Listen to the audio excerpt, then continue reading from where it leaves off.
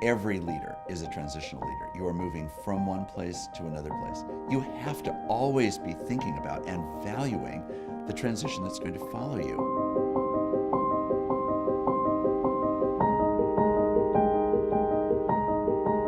Sometimes leaders are so obsessed with the transition that occurred before they got there that they don't actually turn around and acknowledge, wait, there's a whole transition that needs to follow me, and therefore I need to be deeply committed to the formation of the next generation so that in fact that process is not only attended to, but given to with passion, because that is the generation that will pick up the ball however well or poorly it's been played, and it's going to be their opportunity to then take the ball and move it further down the field. I'm aware that I'm now partway into a presidency that I think will probably last around a decade.